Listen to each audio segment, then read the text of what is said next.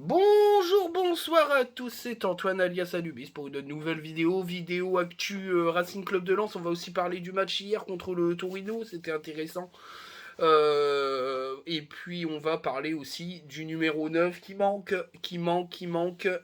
toujours pas été recruté. On parlera aussi un petit peu de Habib Diarra. On va commencer déjà par les actus avec la prolongation de Kevin Danso, hein. Ça y est, c'est acté, ça a été diffusé dans La Voix du Nord, ça a été conforté par Joël Dominguetti, c'est les places fortes, hein, de tout ce qui est info sur le Racing Club de Lens.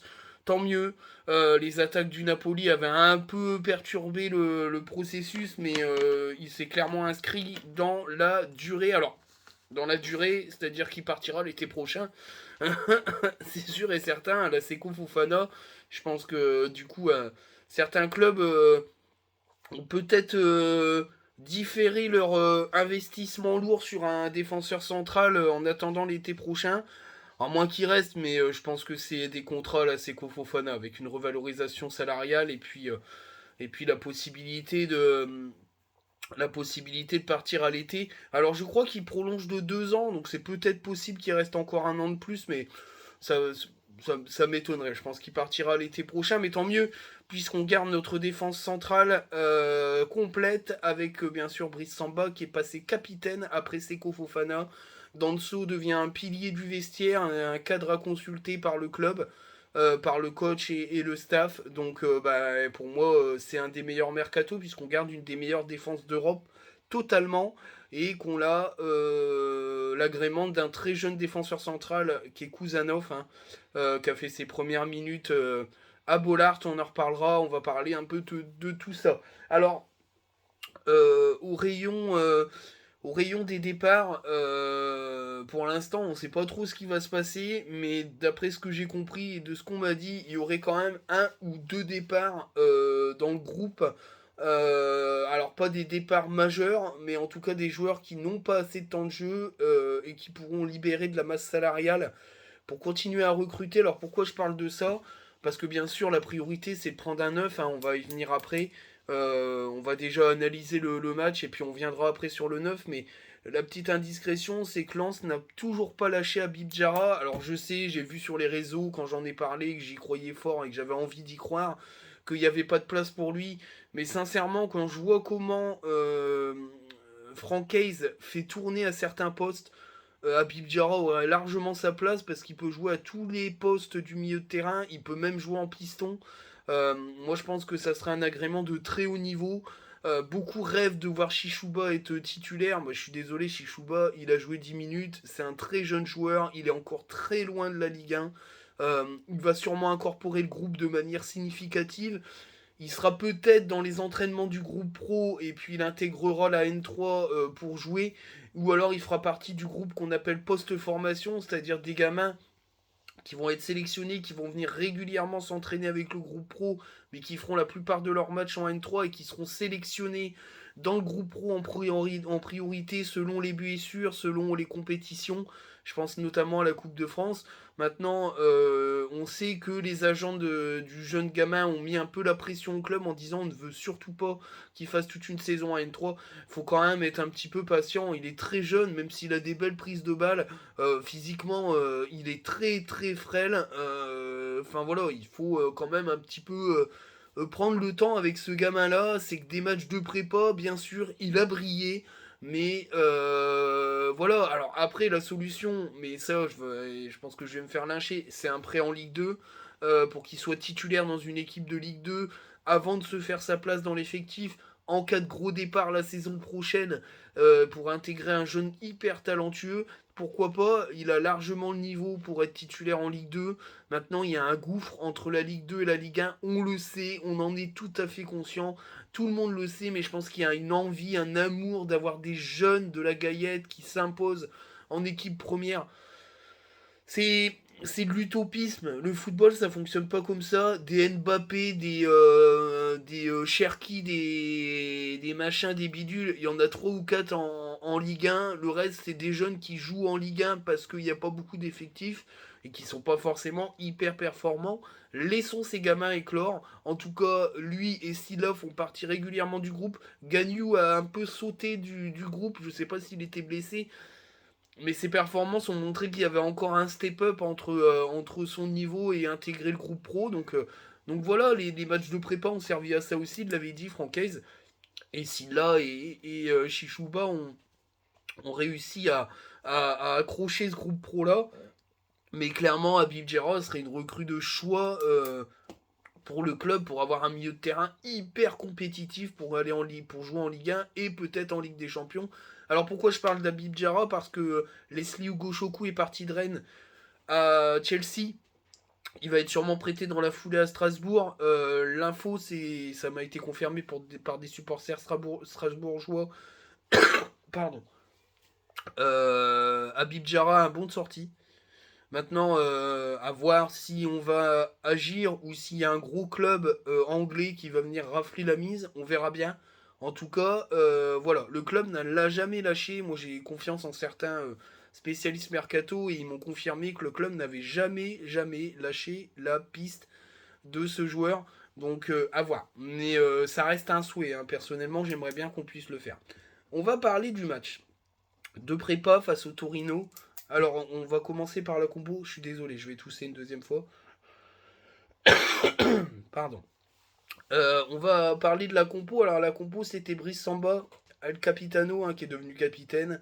La défense, c'était Medina Danso et Aïdara à la place de Grady.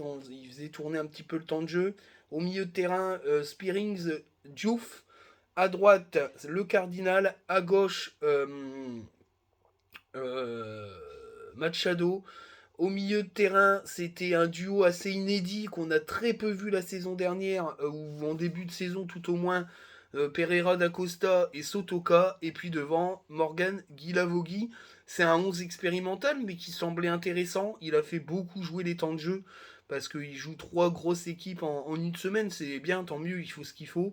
Et du coup, sincèrement, bah moi j'étais intéressé de voir comment ça allait fonctionner. Alors la première mi-temps, on cafouille un peu, les 15 premières minutes. Il y a presque CSC de Spearings, heureusement que Samba est là. D'ailleurs Samba, on va y aller par joueur. Hein. Après, résumer le match, on l'a dominé. On aurait pu gagner ce match avec un peu plus de justesse et offensive. Les mouvements offensifs étaient de très bonne qualité, hyper agréables à voir. Défensivement, on a été plus que solide. En face, c'était une belle équipe du Torino. Il y avait de belles individualités. Défensivement, ils étaient très durs et très âpres. D'ailleurs, il y a quelques tags qui étaient très dangereux, très physiques, très costauds. Mais c'était une belle équipe. Franchement, le Torino, c'est solide. Hein. C'est vraiment solide. Et il y a de la qualité devant, avec des joueurs puissants, capables de faire des éliminations. Samba a quand même préservé le 0-0.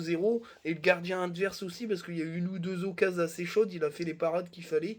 Donc voilà, c'était un match très intéressant et qui montre que même avec une équipe remaniée, on est capable d'être au niveau de ce type d'équipe qui pour moi est des équipes quand même assez relevées en Europe. Même si c'est pas du Gotha européen, ça reste une équipe solide. Gotha européen, c'est Manchester United samedi. Là, je pense qu'on aura l'équipe type.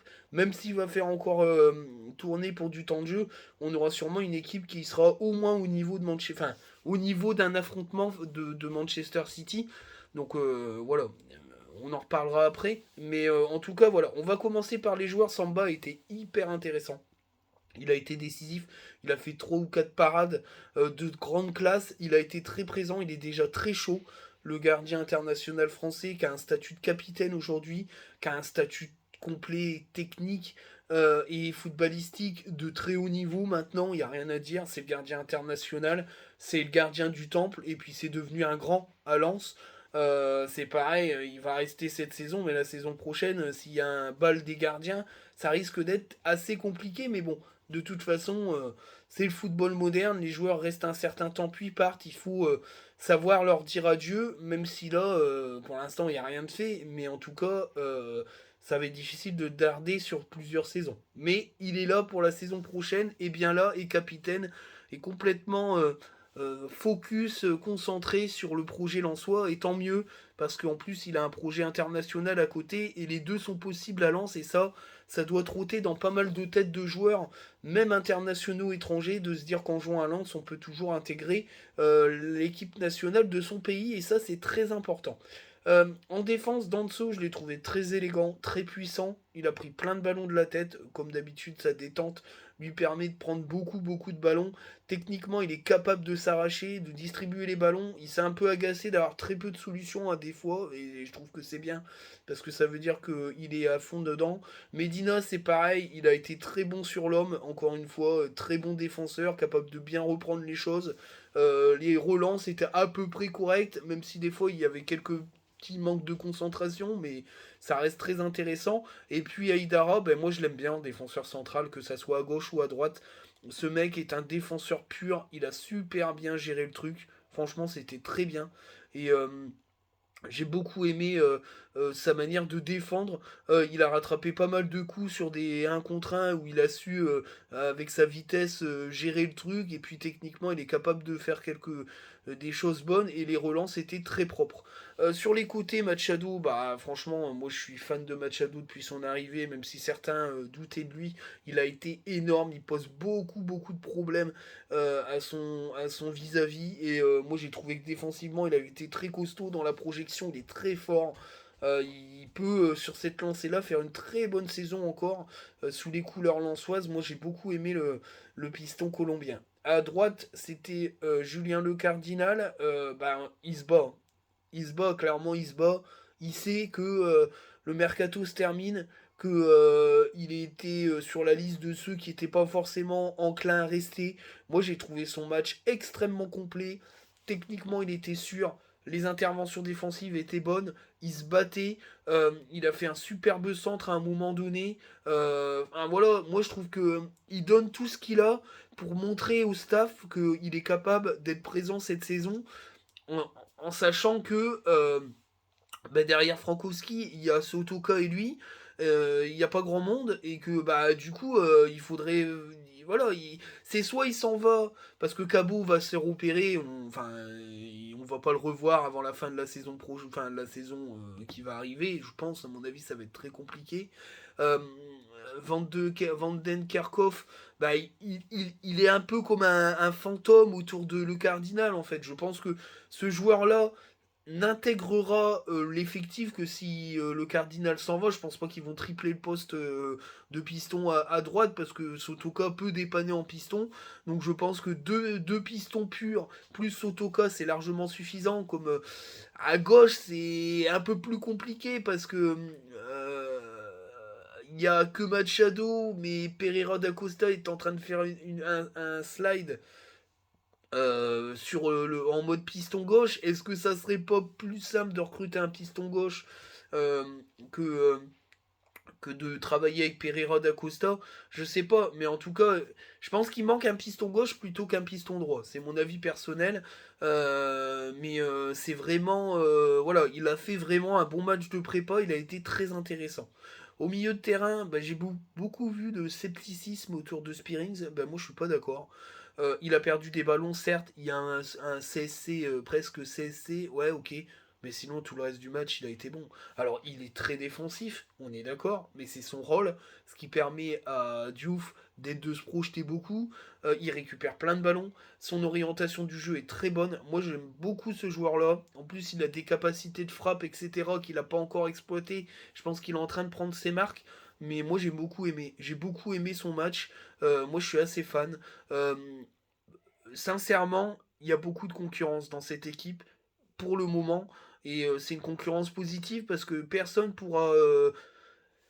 Il n'y a personne à aucun poste, à part peut-être en défense centrale, il n'y a aucun joueur à aucun autre poste qui peut se permettre de lever les mains et dire ouais, tranquille. Non, non. Parce que Samed, s'il fait tranquille comme ça, il y a Spearings derrière.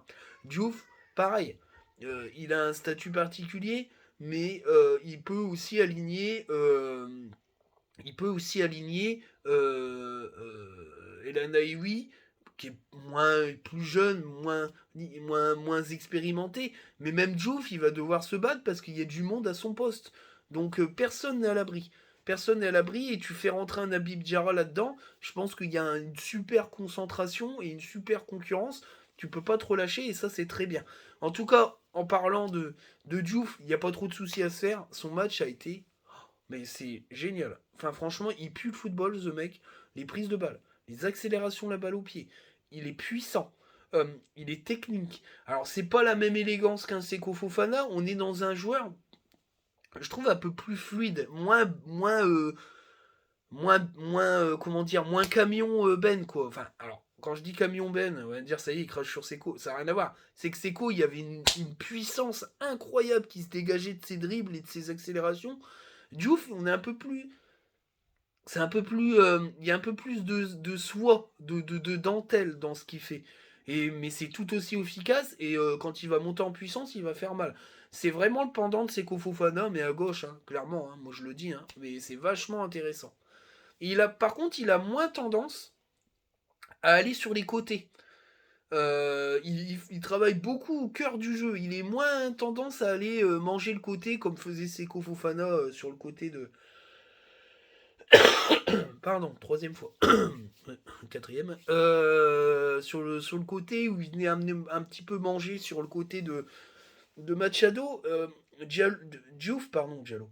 Diouf, il est quand même un peu plus centré sur le cœur du jeu, le cœur du terrain, mais avec une élégance incroyable. Alors, c'est qu'au Fofana était élégant, mais il dégageait beaucoup plus de puissance. Hein. Clairement, c'est ce que je voulais dire, parce qu'on va encore dire que je critique, alors que je critique pas du tout. Hein. Seko Fofana est un joueur extraordinaire, mais Diouf montre des très très belles choses. Il a déjà un petit peu fédéré autour de lui dans le stade. Hein. Il y a eu beaucoup beaucoup beaucoup d'applaudissements, mais il a montré de très belles choses. J'ai hâte de le voir en Ligue 1, il peut faire très très très mal. Au milieu de terrain, bon c'est du classique, on connaît. Pereira da Costa, j'ai été assez séduit. Il a fait de très belles choses. J'ai l'impression qu'il est bien en ce début de préparation. Maintenant, bah, son défaut, c'est qu'il est bien pas assez souvent. Donc il va falloir qu'il soit très très très régulier pour montrer que bah, il est clairement un très très bon jeune qui a été formé chez nous. Parce que la saison dernière n'a pas été bonne, même si les stats globales sont plutôt bonnes dans le classement des meilleurs U23 d'Europe. Ouais, ouais. Sur quoi? Sur combien de mois? Hein, il a démarré de septembre au novembre. Disparition après. Alors il s'est blessé à l'épaule. Mais il n'est jamais revenu. Les stats entre novembre et la fin du championnat sont faméliques. Faméliques. Il n'a jamais réussi à reprendre sa place, voire même il ne jouait pas. Donc c'est les stats, c'est voilà. Alors il est très bon, il est talentueux, mais là il faut vraiment qu'il se reprenne parce que les années ils vont passer. Il va arriver à 25 ans et bah, il n'aura pas explosé comme tout le monde le pensait. Donc on attend de voir. On attend de voir ce que ça va donner cette saison. Sotoka, j'ai pesté à un moment donné parce que sur une contre-attaque, il est trop loin à donner le ballon. Moi, j'ai trouvé que le problème de Sotoka, là, sur cette prépa, c'est que la concurrence, elle est très, très, très, très lourde. Et que j'ai l'impression que là, ça va être compliqué. Maintenant, je ne suis pas homme à mettre mes mains à couper parce qu'on ne peut pas insulter le foot et l'évolution du foot. Mais quand même, j'ai l'impression que quand tu vois Thomasson, Fulgini, Cortés, Chichouba et compagnie, il a une très forte concurrence et ça va se voir. S'il pêche, il va être puni par la concurrence. Moi, je le vois comme ça, même si c'est un cadre du vestiaire, hein, que c'est un cadre, il fait partie des cadres de référents du staff. Et ça, il n'y a rien à dire. C'est un grand homme du club. Ça va être compliqué. Moi, j'ai vu dans ce match que Sotoka, bah, c'était en dessous de ce qu'ont proposé les autres joueurs sur ce match, en tout cas, à voir contre Manchester United. Même si je pense que ça sera Thomasson Fugini d'aligner parce qu'ils ont eu peu de temps de jeu et qu'ils partagent le temps de jeu. Mais sincèrement, c'est compliqué. Moi, j'ai l'impression quand même que ça va être une saison où il va devoir partager le temps de jeu beaucoup plus que la saison dernière où il faisait partie des indéboulonnables. Ça va être un peu plus difficile, je l'avais dit. Je l'avais dit, j'en avais parlé. Quand on a fait l'évaluation des joueurs, j'avais dit attention au temps de jeu l'année saison prochaine si le recrutement est level up. J'ai l'impression quand même que c'est le cas. Voilà. Voilà. Alors, est-ce que ce joueur-là, avec moins de temps de jeu, sera tout aussi performant que ce qu'il a été quand il enchaîne les minutes? À suivre. Mais bon, après, il aura fait une très belle carrière chez nous. Il n'y a rien à dire là-dessus. C'est un excellent joueur. Mais je pense que là, la concurrence est très sérieuse pour lui. Il va falloir qu'il maintienne à 100% son niveau d'exigence, même si je n'en doute pas. Mais clairement, sur ce match-là, moi j'ai trouvé qu'il avait très peu pesé. Alors c'est vrai, il n'a pas touché beaucoup de ballons, mais le problème, il est là aussi. C'est que j'ai trouvé qu'il s'était très peu proposé et les rares fois où il a eu des ballons, il les a pas forcément bien exploités. Après, dans ses replis défensifs, c'est toujours Sotoka, hein, il aide bien, il récupère des ballons, il n'y a pas de problème. Mais je trouve que dans l'animation offensive, c'était pas de son côté que ça se passait, voilà. Clairement. Et puis devant, l'ami Guilavogui, qui a pas démérité, qui aurait même mérité un but. Alors c'est pas du tout le même profil qu'Openda, hein. C'est clairement un point de fixation. Il est capable de prendre la profondeur avec des belles pointes de vitesse, mais c'est pas un Openda. Par contre, dans ses déviations, c'est pas Openda du tout, c'est meilleur. Moi, j'ai trouvé que ses déviations balle au pied en une touche de balle sont hyper bonnes. Franchement, il est très très bon dans ce registre-là. Il aurait mérité un but. Il se démène, il fait même un coup du scorpion à un moment donné. Moi, j'ai trouvé que c'était bien. Franchement, j'ai trouvé que c'était vraiment pas mal. Moi, ça m'a plu. Ça m'a plu. Maintenant, c'est pas au niveau d'un neuf titulaire, faut le dire. Voilà, faut le dire. C'est pas méchant, hein, j'ai rien contre Morgan Guilavogui, qui fait ce qu'il a à faire. Mais c'est trop faible pour espérer marquer 12 ou 14 buts en Ligue 1. C'est pas possible. Enfin, pour moi, c'est pas possible. Voilà, même s'il va se décoincer en marquant un but, je pense pas que c'est un joueur qui, sur cette saison, va nous aider à atteindre des objectifs prédéfinis. D'être dans au moins le top 10, voire le top 6, et performer en Europe, il faut un attaquant titulaire, et pour moi, il n'est pas l'attaquant titulaire. Alors, dans les entrées, euh, on a vu Thomasson, Fugini, ah bah, dès qu'il rentre, ça change tout, hein. On a repris du poil de la bête offensivement. Fugini, il était au four au moulin, Thomasson à la déviation. Bon, il y a eu la blessure de Jean-Loup, hein, qui s'est sacrifié sur une action. Il l'a pris cher, donc Samba est revenu sur le terrain. Mais bon, en attendant, Jean-Loup était là, il n'avait pas grand chose à faire à part cette sortie kamikaze qui a quand même évité un but, mais il s'est fait couper en deux. D'ailleurs, l'arbitrage, c'était Rudy Buquet, je crois. L'arbitrage était pas terrible, hein, si je dis. Ouais, c'est ça, c'est Rudy Buquet, c'était pas. Sur cette action-là, il revient sur la faute, mais il y a une occasion de but avant. Moi, je trouve que l'avantage, il avait quand même été laissé, hein. Et puis derrière, il y a un geste dangereux de l'attaquant. Moi, je trouve que ça a été mal arbitré. Mais enfin, bref. Puis ils étaient un peu chauds. Je trouve que Rudy Buquet, il a pas mis les cartons assez vite. Il aurait dû cartonner un peu les Italiens parce qu'ils ont quand même été assez âpres. Il a attendu quand même plus de 60 minutes avant de mettre un carton, je crois, si je dis pas de conneries. Enfin, bref. C'était pas terrible, je trouve, l'arbitrage. T'es en rodage. Qui c'est que quand rentré Oscar Cortez, bah en neuf c'est compliqué, hein, il était un peu perdu le poulet, hein, mais il est très talentueux, hein. Sur les quelques ballons qu'il a pu toucher, même s'il galérait, on sent qu'il a une touche choyeuse. Chichouba est rentré, bon, comme il y a eu la longue blessure, on l'a pas vu trop, mais il est capable de bien orienter le jeu, il a une belle prise de balle, c'est intéressant. Thomasson Fulgini, je l'ai dit, hein, c'était propre. Frankowski, il a toujours aussi puissant, toujours aussi bon à ce poste de piston. Euh, Au milieu de terrain est rentré Abdoul Samed. C'est intéressant. Il est capable aussi de faire les choses. Il se rentrera largement dans les titulaires avec une rota avec Spearings. C'était intéressant. Devant, je l'ai dit, c'est Cortés. Après, Kuzanov est rentré. Alors Kuzanov, voilà, je finissais par lui, parce qu'après je sais plus qui est rentré. Je ne m'en rappelle plus. Je ne sais plus. Je ne sais plus. Parce que le Cardinal est sorti pour Frankowski à gauche, Machado, il y a Jonathan Grady qui est rentré. Bon bah après Jonathan Grady, c'est pour moi du très haut niveau, hein. Dès qu'il rentre, on sent tout de suite qu'il est là. Il a fait deux trois percées avec la balle au pied et c'était intéressant. Je crois que si je dis pas de bêtises, Aïdara a dû remonter en piston, mais je ne suis plus sûr. Je m'en rappelle plus. Enfin bref, j'ai un petit trou d'air là-dessus. Mais je voulais venir sur Kuzanov.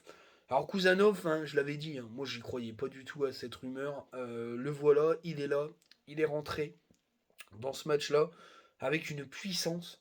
Ce gamin, c'est un buffle, hein. Sur la première inter, il fait voler le joueur. Il a mis des taquets, le gaillard. Il est très puissant. Il fait une superbe passe à un moment donné.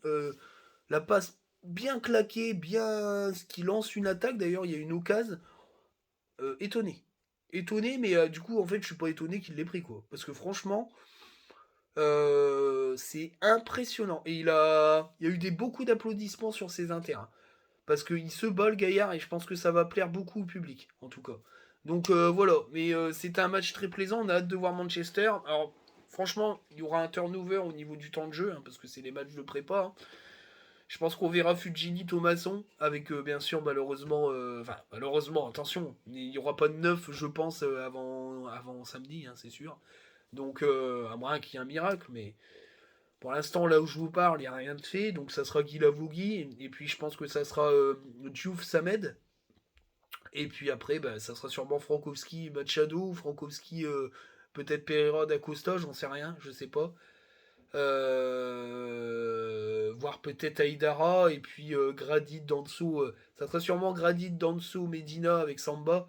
Peut-être ça va jouer entre Aïdara et Machado, puisqu'il a commencé le match. Donc à voir un peu, mais je pense que ça va. Il y aura un temps de jeu entre Sotoka et Thomasson, mais je pense que pour un match face à un gros comme ça, il faut mettre ton milieu de terrain titulaire. Et pour moi, le milieu de terrain titulaire, c'est Fujini Thomasson. Il n'y a aucune question à se poser, hein. Enfin, moi, je le vois comme ça. Donc voilà. Bon, voilà un peu pour le résumé du match. On va parler un petit peu du mercato. Donc j'avais parlé d'Abid Diarra. Hein, bon, alors on reste dans un souhait, hein, pour l'instant. Moi, je n'ai pas d'infos là-dessus, mais je sais que le club ne l'a pas lâché. Ça m'a été confirmé. Et qu'il a un bon de sortie. Maintenant, la question la plus importante, c'est le 9. Diarra, Lévi Garcia, le fameux Lévi Garcia dont tout le monde parle, qui était une des priorités du board, mais à un prix beaucoup moins élevé que ce qui avait été annoncé. Ils étaient arrêtés à une somme aux alentours de 20 millions d'euros, ce qui me paraît à peu près propre par rapport au projet ou au programme du club, c'est-à-dire mettre peut-être 2 fois plus que ce qu'ils ont mis pour Openda, mais ils iront pas plus loin que ça parce qu'ils veulent garder quand même un pécule de son transfert. Pardon, je tousse un peu, les allergies. Et ben voilà, il a prolongé. Voilà. Mais après, moi j'ai jamais été hype par ce gars-là, hein. Un mec de 26 ans qui plante en Grèce. Puis de toute façon, l'AEK voulait le garder pour ses matchs de Ligue des Champions. Qu'est-ce qu'on aurait fait? On l'aurait récupéré qu'au début septembre. Ça tombe, il se blesse et tout. On n'a pas d'attaquant pour démarrer le championnat alors qu'on a Paris, Rennes et tout le tintouin à faire. C'est pas possible, hein, tu peux pas. Là. Déjà là, c'est limite. C'est limite. On est début août. Il y a 15 jours pour essayer de l'intégrer dans l'équipe. Et il n'y a même pas de match. Enfin, il reste plus que Manchester United. Est-ce qu'il n'y a pas un match supplémentaire qui va être mis en place pour le faire jouer? Ça va être compliqué quand même, hein. C'est chaud. En tout cas, Lévi Garcia, c'est à août, puisqu'il a prolongé jusqu'en 2028. Je vois pas le club aller mettre je sais pas combien de millions d'euros pour aller racheter des années de contrat qu'il vient de faire là. L'info que moi j'ai, et qui a été. L'info que moi euh, j'ai vu sur certains comptes parler de ça, et on me l'a confirmé. La cible du bord de Lensois est une cible qui est en priorité francophone. Voilà. Le club veut pas tenter un pari étranger, même si, je vais y revenir après, il y a quand même un joueur qui est fortement suivi depuis un moment, et j'en parle, euh, qui pourrait rentrer dans une exception. Le fait que Openda soit pas prévu de partir a foutu la merde, hein. Moi, comme je l'ai dit, Francaise était en rage, dégoûté, parce que 3 jours avant qu'il parte, il devait rester. Euh, Lévi Garcia était devenu une priorité parce qu'ils ont fait de la data tout de suite et il fallait un Openda-like parce que le projet de Francaise c'est de garder Openda et y jouer avec un profil Openda, donc il faut un profil Openda. La question se pose moins. Il y aura peut-être des différences de profil dans la recrue, mais en tout cas, ils veulent une recrue qui s'adapte très vite, très facilement, et qui doit être francophone. Ça m'a été confirmé. On m'a donné plusieurs noms de joueurs dont j'ai déjà parlé, que je connais par rapport au scouting, mais aussi de joueurs qui seraient nouvellement entrés dans la liste. Entre guillemets, il y en a, je vais vous dire si je suis assez chaud, mais après attention, hein, les gens qui me le disent, c'est pas Twitos, c'est voilà, c'est des gens du foot. Et moi, je vous dis si je suis hype ou pas, en fait. Mais voilà, c'est pas des noms que Tartoin, il me balance. C'est vraiment par rapport aux gens que je connais et qui me parlent. Le premier nom, et j'en ai parlé plusieurs fois, il est surveillé à très très grande échelle. C'est Jorginho Rutter, bien sûr. Alors, son club descend, hein. Il a été acheté 40 millions d'euros. Son club descend. Ils vont devoir le vendre parce qu'il a un salaire important et que bah, il faut sauver le club parce que quand tu descends, c'est un peu plus compliqué. Il est très observé par le club français. Voilà, il est très très observé par Lens. Voilà. Ce serait pas étonnant d'avoir une rumeur Jorginho Rutter assez rapidement. Voilà. C'est c'est ce qu'on m'a dit. Donc moi je vous dis que je suis hype parce que déjà à Rennes c'était très beau. Il est très jeune, il est français, francophone. Il a l'habitude de la Ligue 1, il la connaît. Il n'a pas forcément eu sa chance à Rennes. Là-bas en Angleterre, ça n'a pas non plus été monstrueux, mais c'est un jeune joueur. Voilà. Ça peut coller, surtout que comme le club descend, peut-être les prix vont descendre. Une autre piste qu'on m'a ressoufflé et que dont j'avais parlé, qui fait partie du scouting attaquant francophone, c'est Mohamed Ali Chaud. On est quand même beaucoup plus bas en termes de prix que Lévi Garcia. On est aux alentours de 15-20 millions d'euros, ça peut discuter. D'ailleurs, j'en reviendrai sur un joueur qui va partir à ces prix-là. Je suis dégoûté, mais bon, je pense que Lévi Garcia a niqué tout le projet. J'y reviendrai aussi à ça. Lévi Garcia a niqué tout la programmation d'attaquants. C'est mal dommage, c'est dommage. Mais Mohamed Ali Chaud, voilà, il fait partie des noms qui revient, qui sont surveillés par le club. Moi, je trouve que c'est pas une mauvaise idée. C'est pareil, c'est un très jeune joueur, bien drivé par Francaise. Moi, je pense qu'il peut faire des choses intéressantes. Un joueur dont on m'a. C'est un spécialiste un peu du foot africain qui m'en a parlé. Alors, moi, ce qui me gêne, c'est la canne, clairement, parce que je suis sûr qu'il partira à la canne. C'est le Bilal Touré, très bon attaquant, hein, qui connaît la Ligue 1. euh, qui pourrait être susceptible d'être surveillé par le club, voire même être dans le haut de la liste. Le problème, c'est la canne. Voilà, tout simplement. Ça pose un problème. Euh, le prix ne doit pas être élevé non plus, parce que c'est largement dans les portées financières du club. À voir. Mais c'est pas un attaquant qui me déplairait non plus. C'est quelqu'un qui est aguerri à la Ligue 1, qui enchaîne les buts en Ligue 1. Dans une équipe qui tourne bien, il peut faire très mal. Un autre joueur qui peut faire mal aussi, je pense qu'il en a la capacité, c'est l'attaquant de Metz, Mikotadze.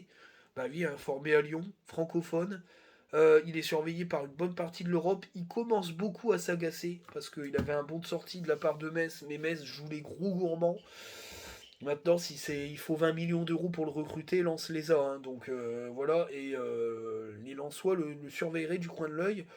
C'est pas un profil à open dome et c'est un mec qui marque beaucoup, hein. C'est un grand buteur. Donc il est capable d'être alimenté et de mettre des buts. Donc pourquoi pas? Pourquoi pas être l'attaquant vedette de cette équipe de Lens? Euh, un autre joueur dont j'avais parlé aussi, bien sûr, c'est Sekou Mara, hein, qui est surveillé par le club depuis Bordeaux d'ailleurs, hein, et puis depuis qu'il est parti. C'est pareil, faut voir le prix, mais ça serait pas mal non plus, hein. Un jeune joueur francophone qui a beaucoup de choses à prouver, qui peut s'intégrer très très vite à l'effectif. Euh, c'est vraiment vraiment une chose importante. Un autre piste qu'on m'a soufflé très très récemment, qui pourrait faire partie d'une solution alternative. Alors attention, hein, alternative, moi j'y crois moyen parce que de toute façon, je pense pas que ça va être ça. Même si on l'a fait au départ, là on est quand même dans un autre registre comment dire, des ambitions du club. C'est un prêt de Mathys Tel, l'attaquant du Bayern de Munich, le très jeune attaquant qui a été recruté par le Bayern à Rennes. On parlerait d'une possibilité que Lens se rapproche du Bayern pour le prêt du joueur. Moi j'y crois moyen. J'y crois moyen parce que je pense que ce qu'on veut, c'est d'avoir une certaine forme de stabilité, d'avoir des joueurs sous contrat. Maintenant, Baptistel, il peut être prêté par le Bayern, hein, et puis se relancer chez nous en tant que neuf, un peu à la Calimundo. Maintenant, l'année prochaine, il faudra recruter un attaquant obligatoirement. Donc ça veut dire que soit le club n'arrive pas à avoir un attaquant là, se ferait prêter un attaquant pour une saison entière en sachant que le mec, on lui dit bah écoute, t'as la Ligue des Champions, tout ça, faut te montrer à mort, faut être motivé, faut voir un peu la mentalité de Matistel. Mais enfin voilà. Et moi j'y crois moyen, mais c'est ce qu'on m'a dit. On m'a dit que c'était une possibilité un peu extrême d'essayer d'avoir au moins un attaquant avant la fin du mercato. Alors j'ai parlé de francophone, mais il y a toujours cette option-là qui existe toujours. C'est Cucho Hernandez, l'attaquant du Columbus Crew, pour l'instant est toujours pas parti de là-bas. Il enchaîne les buts là-bas. Et il ferait partie d'une solution extra-communautaire. Mais c'est pas. Voilà, à l'heure d'aujourd'hui, dans les discussions que j'ai eues, c'est pas la priorité de prendre un attaquant étranger. On est vraiment sur une solution de repli francophone. C'est une solution d'assurance en fait. Et ça me pose un problème. Pourquoi ça me pose un problème? Parce que j'ai vraiment l'impression que là, il y a un peu de panique et qu'on est en train de faire un profil où on prend le moins de risques possible dans l'immédiat. C'est-à-dire, prendre un joueur francophone, c'est prendre un joueur qui comprend tout de suite les consignes, qui en 5 minutes discute avec tout le monde, le plus gros de l'équipe, et qui peut s'intégrer. Ça veut dire qu'il y a quand même de l'urgence. Et s'il y a de l'urgence, il y a de la préparation. Voilà. Alors, c'est pas une critique. Parce que je pense qu'ils se sont fait entuber par Openda, qui a clairement dit qu'il voulait rester, et du coup tout le projet remplacement d'Openda a disparu. De toute façon, moi j'avais jamais parlé qu'Openda serait remplacé, puisque personne pensait qu'il partirait, même s'il y avait une attaque de Red Bull. On pensait pas qu'ils allaient claquer les 50 millions. Ce qui pose un problème aujourd'hui, c'est que on a un gars qui s'appelle Grégory Thiel, qui que le club a voulu maintenir absolument après le départ de J. Solfi et qui a une énorme pression. Alors pourquoi il a une énorme pression? Tout simplement parce que... comment vous expliquer ça? Il avait des exigences en termes d'émolument d'éventail de rôles très importants pour rester à Lens. Et que du coup, il s'est mis une pression parce qu'il est attendu au tournant. Voilà. Moi, tout ce que je peux vous dire, c'est qu'il a attendu au tournant lors de ce mercato parce que le manager général, c'est Franck Hayes, mais le chef de la cellule de recrutement, de la détection, etc., c'est Grégory Thiel. Et Franck Hayes, c'est pas lui qui va les détecter les joueurs, lui, il est là pour valider des profils. Les profils, c'est Grégory Thiel qui lui propose. Et c'est là où il y a beaucoup de pression. Et il n'a pas intérêt de se planter sur l'attaquant parce que l'attaquant, c'est le profil numéro un pour réussir ta saison. Le reste de l'équipe tient largement la route. C'est une équipe qui peut largement faire un top 10 parce qu'il y a de la qualité à chaque ligne, sauf devant. Où Morgan Guilavogui est pour moi trop juste, très bon dans une rota, mais trop juste pour être l'attaquant titulaire de cette équipe qui plante. Faut un attaquant à 15-20 buts. De toute façon, c'est pas compliqué. Pour rester dans le top 5, top 6, il faut un attaquant à 15-20 buts. Si tu ne l'as pas, tu n'y seras jamais. Voilà. Même si ça marque à côté, on a Thomasson est capable de marquer, Fugini aussi, il n'y a pas de problème. Pereira da Costa et Sotoka sont capables.